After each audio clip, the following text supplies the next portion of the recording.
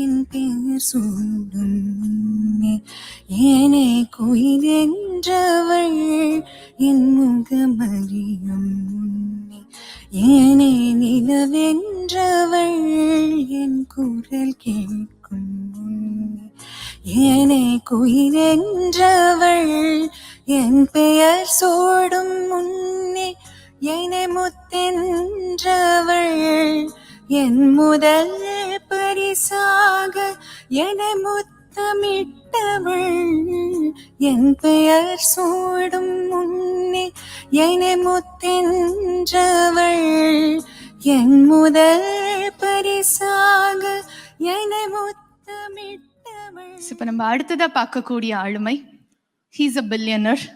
ஆனா பார்த்தா அப்படி தெரியாது, அவ்வளவு எளிமையாக இருக்கக்கூடியவர். He's a business magnet. So according to Forbes, he is the 55th richest person in India.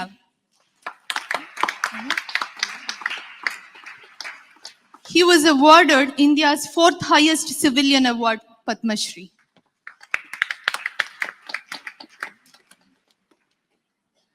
Zoho அப்படின்ற ஐடி கம்பெனியோட சிஇஓ இவர்.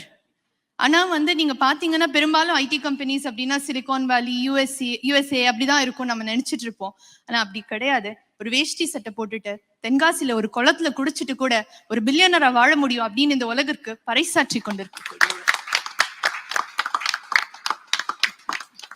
தென்காசி ரோடுகள்ல சைக்கிள்ல வர்றது மட்டும் இல்ல, நீங்க ஜோஹோ கேம்பஸ்குள்ள பாத்தீங்க அப்படின்னா வேஷ்டி சட்டை போட்டுட்டு ரொம்ப கேஷுவலா மத்த எம்ப்ளாயிஸ் எங்க சாப்பிடுவாங்களோ அதே இடத்துல தட்டு எடுத்துட்டு அங்கேயே சாப்பிட்டுட்டு அப்படின்னா அவங்க போறக்கூடிய அதே வெஹிக்கிள்ஸை யூஸ் பண்ணிட்டு கொஞ்சம் கூட ஆடம்பரமே இல்லாம உங்களோட பையன் இருக்காங்கம்மா.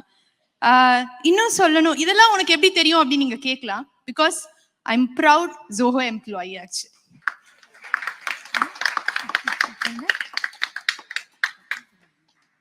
அவரோட பெர்செப்ஷன்ஸ் எல்லாமே ரொம்ப டிஃப்ரெண்டா இருக்கு நிறைய விஷயங்கள்ல. நாங்க சாஃப்ட்வேர் தான் செய்யறோம், ஆனா எப்படி அவர் செய்ய சொல்லி கொடுத்திருக்காரு தெரியுமா? ஒரு குயவன் பானையை செய்யறது போல, ஒரு நெசவாளி புடவையை நெய்யறது போல, ஒரு விவசாயி நாற்று நடுவது போல சாஃப்ட்வேரை இந்த உலகத்துக்கு அவர் அறிமுகப்படுத்துறார். அதே போலதான் சாஃப்ட்வேரை செய்யணும்னு அவர் எங்களோட எம்ப்ளாயிஸ்க்கு சொல்லி கொடுக்கிறாருமா. Great software is more than a feat of engineering, it is a work of art அப்படின்னு சாஃப்ட்வேரும் ஒரு கலைதான் அப்படின்னு இந்த உலகத்திற்கு பறைசாற்றியது ஜோஹோ நிறுவனம். இன்னும் சொல்லணும் அப்படின்னா ஒவ்வொரு தடவையும் போனஸ் பத்தி பேசும்போதும் சரி, ஹைக் பத்தி பேசும்போதும் சரி, கண்டிப்பா சேவிங்ஸ் பத்தியும் அவர் பேசுவார். சேவிங்ஸ் ஆஸ்பெக்ட், சிக்கனமா இருக்கணும், சேவ் பண்ணணும் அப்படின்றது நிச்சயமா ஒரு குழந்தை தன்னோட அம்மா கிட்ட இருந்து தான் கத்துப்பாங்க அப்படின்னு நான் நம்புறேன். அதனால அது நீங்க தான் சொல்லி கொடுத்துருக்கணும் அப்படின்னு நாங்க நம்புறோம். ஒவ்வொரு தடவையும் இவர் என்ன சொல்லுவார் அப்படின்னா ரொம்ப வித்தியாசமா, முடிஞ்ச அளவுக்கு விவசாய நிலங்களை வாங்கி பயிர் செய்ய ஆரம்பிங்க, ஒரு கீரையாவது நீங்க விளைவீங்க, அப்பதான் அது நாளைக்கு உங்களோட எதிர்காலத்துக்கு அது ரொம்ப பாதுகாப்பா இருக்கும் அப்படின்னு அவரே சொல்லி கொடுக்கிறாரு. இன்னும் சொல்லணும் அப்படின்னா இவர் மட்டும் இல்ல, எல்லா குழந்தைங்களும் அப்படிதான். நடந்து போகும்போது நாங்க முன்னாடி போகும்போது பேசுறத நான் கேட்டிருக்கேன். டே மணி சீக்கிரம் வாடா, டிக்கெட் எடுக்கணும், ட்ரெயின் போயிடும் அப்படின்னு சொல்லிட்டு மணிவேம்பு அவர்கள் கூட அப்படியே ரோட் கிராஸ் பண்ணி ட்ரெயின்ல தான் போவாங்க. பல பில்லியனர்ஸ் ரொம்ப ரொம்ப ஆடம்பரமா இருக்கக்கூடிய ஒரு காலத்துல சக்சஸ்ஃபுல்லாவும் சிம்பிளாவும் இருக்கக்கூடிய one of the biggest celebrity in India. Simplicity plus success அப்படின்றது ரொம்ப ரொம்ப ரேர் காம்பினேஷன். ஒரு குழந்தை மட்டும் இல்ல, எல்லா குழந்தைங்களும் அதை பண்றாங்க அப்படின்னா நீங்க அவசியம் சொல்லணும் தட்டுல சாப்பாடோட என்ன சீக்ரெட் இன்கிரீடியன்ட்டையும் நீங்க கொடுத்தீங்க அப்படின்னு சொல்லிட்டு. So now I request Honorable Padma Shri Sridhar Vembu to introduce his mother Janaki Vembu, Srimati Janaki Vembu to us.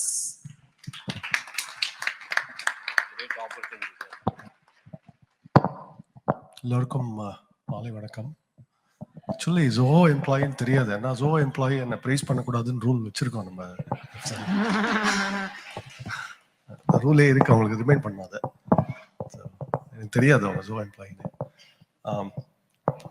இல்லை, அவங்க சொன்னது எங்கள் அப்பா அம்மா எல்லாருமே என்ன எளிமை அதெல்லாம் போடும்போது எங்கள் அப்பா அம்மா இருக்கிற மாதிரி இருக்கு, அவ்வளோதான். அது ஒன்றும் எங்கள் அப்பா அம்மா வாழ்நாள் முழுக்க எப்படி இருந்தாங்களோ அப்படிதான் இருக்கும். அதில் எனக்கு ஒன்றும் அது பெரிய விஷயமா தெரியல, ஏன்னா அது முன்னுதாரணம் ஏற்கனவே இருக்கு. என்னோட தம்பிகள் தங்கை எல்லாரும் அப்படிதான் இருக்காங்க. நான் இன்னைக்கும் என் தங்கை எப்போ பார்க்க போகும்போது அவதான் சமைச்சு போடுவான் எனக்கு, கர்த்தால் எனக்கு என்ன வேணும்னு. ஸோ அது எங்கள் அப்பா அம்மா அந்த மாதிரி எல்லாரையும் வளர்த்துருக்காங்க, 5 பேரையும், எங்கள் 5 பேரையும்.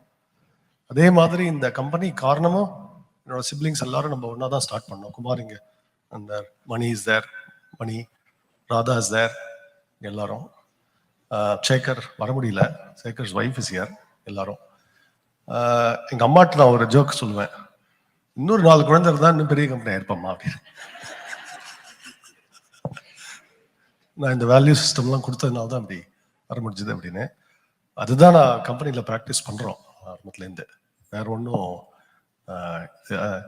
அப்புறம் இப்போ இயற்கைன்னு ஏன்னு சொல்கிறேன்னா, இப்போ நம்ம இயற்கை அன்னைன்னு தான் சொல்கிறோம், அதே மாதிரி தமிழ் அன்னைன்னு சொல்கிறோம், பாரத அன்னைன்னு சொல்கிறோம். இப்போ இதெல்லாம் வந்து இப்போ இந்த டெக்னாலஜினால வந்து இதெல்லாம் மறந்துட்டோம். நம்ம இன்னைக்கு இருக்கிற நிலைமையில நமக்கு வந்து என்னைக்கு மூனோட ஃபேஸ் என்னன்னு தெரியாது நமக்கு. ஆக்சுவலி ஒரு கிராமத்தில் இருக்கும்போது தெரியும் நமக்கு, ஏன்னா மேலே நிமிந்து பார்த்தா தெரியும். நார்மலாகவே அது கற்றுருவோம், இன்னைக்கு மூன் எந்த ஃபேஸில் இருக்குது அப்படின்னு தெரியும் நமக்கு. 3வது நாள் அப்படின்னு தெரியும் நமக்கு பார்த்தாலே. அதே மாதிரி நட்சத்திரங்கள்லாம் எங்கே இருக்குது, ஜஸ்ட் மேலே நிமிந்து பார்த்தாலே தெரியும். இதெல்லாம் மறந்துட்டோம் நம்ம. அதே மாதிரி எத்தனை வகையான மரங்கள் இருக்குது, செடிகள் இருக்குது, பாம்பு இருக்குது, இதெல்லாம். அதுக்கு தான் இந்த இயற்கை எண்ணெய். இதுக்கு தான் நான் வந்து கிராமத்தை நோக்கி போனோம். நான் பிறந்ததும் கிராமம் தான், உமையாள்புரம். இங்கே உமையாள்புரம் சிவராமன் மாமா இருக்காருங்க, அவர் எங்கள் அம்மாவுக்கு ரிலேட்டட் ஒரு கசின். நமஸ்காரம். ஸோ நானும் அதே மாதிரி உமையாள்புரத்தில் பிறந்தேன். ஸோ உமையாள்புரம் அவர் தான் ஃபேமஸ் ஆக்கினார். என் அப்பாவால் வர முடியல, உடம்பு சரியில்லைன்னு. எங்கள் அப்பா அவங்க சொன்ன மாதிரி அப்பாவும் எங்களுக்கு வந்து எக்ஸாம்பிள் ஆஃப் எக்ஸ்ட்ரீம் சிம்பிளிசிட்டி இன்னமும். அது ஏன்னா நான் ஏன் சொல்றேன்னா, இப்போ பணம் சம்பாதிச்சுட்டா இப்படிதான் இருக்கணும்னு ஒன்றும் கிடையாது, நம்ம சாதாரணமாக இருக்கலாம். அப்போ பணம் எதுக்கு அப்படின்னு நான் பார்க்குறேன்னா, இந்த தேசத்துக்கு எப்படி சேர்றது, இந்த பூமிக்கு எப்படி சேர்றது, கலாச்சாரத்துக்கு எப்படி சேர்றது, கோயில்களுக்கு எப்படி சேர்றது, ஏழை மக்களுக்கு எப்படி சேர்றது, அதுக்கு தான் பார்க்கணும், அதுக்கு தான் சம்பாதிக்கணும். இதே தான் நான் எல்லா இடத்துலையும் சொல்றேன், நம்ம மூளையை உபயோகிச்சு பணம் சம்பாதிக்கணும், ஆனா அது எப்படி எல்லாத்துக்கும் சேர்றது அப்படின்னு, இந்த இயற்கையை அடுத்த ஜென்ரேஷன் எப்படி சேர்க்கறது, இதெல்லாம் கற்றுக் கொடுத்து தான் எங்க அம்மா அப்பா. இதான் சொல்ல விரும்புறேன். நன்றி. நமஸ்காரம்.